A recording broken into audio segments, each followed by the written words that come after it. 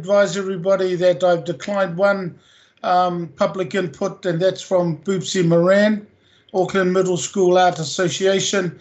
The reason I've declined is under 7.7.3D, just around reducing the public input, but also what I've done is advised Boopsie as of last night that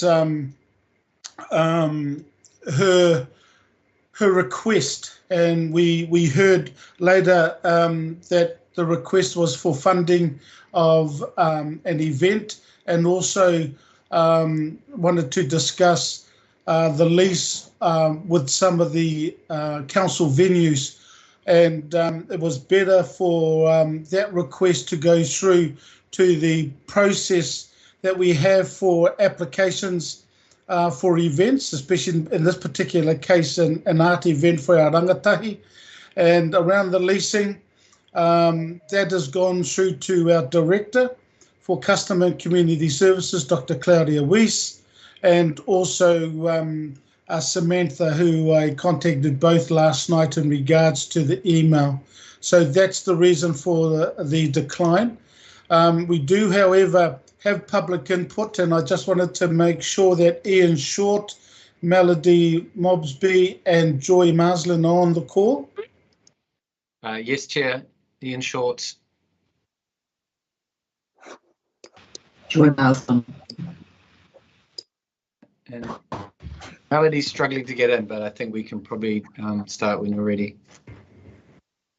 Okay then. Well, look, in regards to the public input, I'm going to get His Worship the Mayor to move this, and I will second and put it on the table for discussion and for your public input. So to the three of you, if we have the three, I'm just going to leave it to you now to put through. Is that okay, Your Worship? Yep, happy with that. Thank you. Builder. So all yours, Joy. Is the whole three here now? Yes, I'll kick off. So, tēnā koutou, I'm Ian Short. I'm Chair of Auckland Foundation, and I'm joined by Joy Marsland and hopefully Melody Mosby, who's our GM soon. So, just very quickly, I'm going to take you through who we are, what we do. So, Auckland Foundation is a community foundation. We're one of 17 in New Zealand and around 1,700 globally. And a community foundation is a not-for-profit organisation that's established to make it easy for people to give to things that matter in their city or region. As Auckland's community foundation, we've got a small executive, less than 3 FTE, and a very active voluntary board that supports generous Aucklanders through the provision of independent expert advice and easy tax-efficient giving. So with our focus on making it easy for people to give to things that matter for Auckland and Aucklanders, there's clearly strong alignment with the council priorities, including with those in the long-term plan. Most community foundations globally have a close relationship with their local council, and in Auckland, we're no exception. Over the last 9 months or so, we've been working closely with officials to evolve this relationship so we have stronger alignment on focus areas, and that we can identify some tangible functions that Auckland Foundation can provide to the council as we're in, I guess, quite challenging times. And our board, we welcome this closer working and stronger alignment as a way of, I guess, really helping to increase generosity into the causes that matter in Tamaki Makaurau. With that little intro then, I'll pass over to my colleague, Joy. Kia ora, everyone. Councillor, lovely to see you.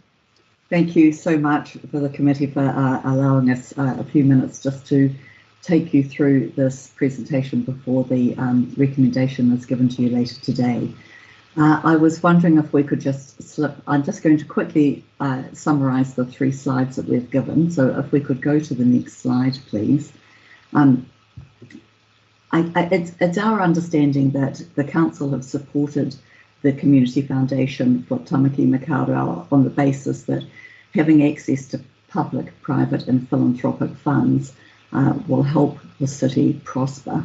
The foundation approved its new strategy in 2019 with 2 main pillars. One is to encourage generous Aucklanders to establish endowments for the long-term benefit of the city, and two is to fundraise for the areas of need in Auckland, primarily aligning, as Ian said, to the long-term plan, and that was really the basis of the Hauriki Gold Regeneration Fund launch last year. Our strategy has been somewhat constrained in the last 2 years. However, despite that, we have been successful in managing our expenses and have continued to make some strong impact with our grants. If we could just go to the next slide, please. This slide shows, really illustrates our history. We are driven to attain financial independence, but to do that, of course, we have to grow. To this end, we've been growing our profile among our donors who can give, as well as continuing to support the communities in need. And you can see that by the amount we've been distributing each year. We have managed to reduce our reliance on council. We repaid a loan that you were generous enough to give us some time ago, and also no longer use the matched funding. And we've focused a lot on growing the new donors and also the bequest pipeline. I think one of the heartening things that we've seen, particularly this year, is the tangible evidence that our profile is growing, because we're receiving regular unsolicited inquiries about our service now on a weekly basis. If we might go to the next slide, please. Building significant endowments for the perpetual benefit of the city will take time, but the value in having endowments available at times of crisis or in need has been really seen over the last little while. Our ability to respond by providing early emergency response in our first lockdown was one of those examples, and more recently showing Auckland City's support for the Tongan community when their homeland was devastated by the volcano.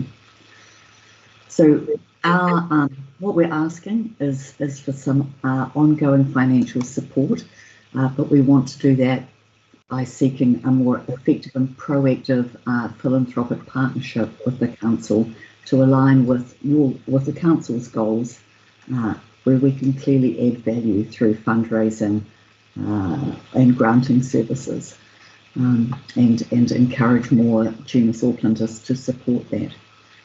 I'm going to leave it there and just open it up for any questions rather than me talking, if that's okay, for any time we have left. Look, thank you, Joy. I'm going to go to Melody because I see Melody there, and I'm unsure if Melody has anything further to say before I open up for any partai. Melody, I'm just going to offer you that. No, just echo everything that Ian and Joy said, and we look forward to a strong partnership with our council for the long-term benefit of the city. Okay, look, I'm going to open it up for any partai, but I wanted to sort of see your worship as the mover, and I know this is unusual in regards to any comments, but do you have any sort of opening comments for Ian, Joy and Melody? And if so, please make them now, and then we'll get into our partai. Yeah, thanks very much, Mr. Chair, and just to acknowledge the work done by the Auckland Foundation and the potential that exists there to get a philanthropic contribution towards causes that are really important to people in the city. Much more common in places like the United States than in New Zealand, but it is growing here, and we want you to do well and be part of that. Maybe I can just throw my question in, Mr. Chair, at the moment, and you talked a little bit about some of the things that you're supporting, the COVID fund, and I think we put something like 30,000 towards the Tongan Relief Fund after the volcanic eruption. But can you give us a little bit of a more of a flavour about the sort of causes, the 1.6 million that you're distributing, the sort of causes that's going towards, and maybe within the limits imposed by privacy, give us a bit of a flavour of the sort of people that, or the backgrounds of the people that are providing the funding through philanthropic giving. That would be really helpful. Thank you.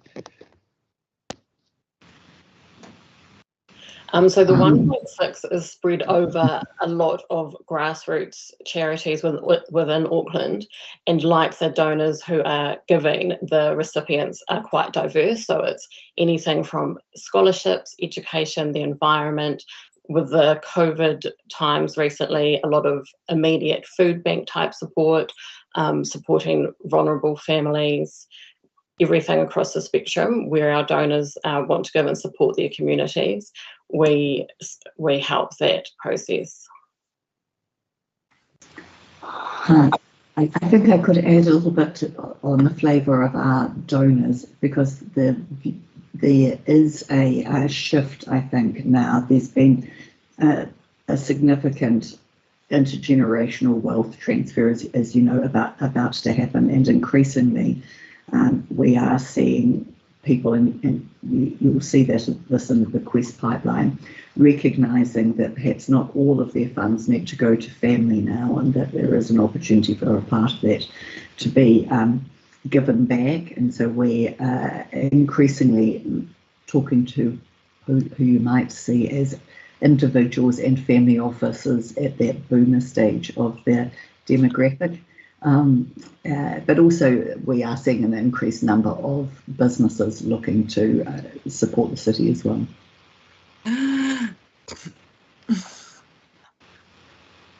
Great, thank you very much. That helps. It's interesting that the baby boomer generation that's done pretty well, particularly out of property prices, looking to see what they might contribute back to. I think that's a fertile field to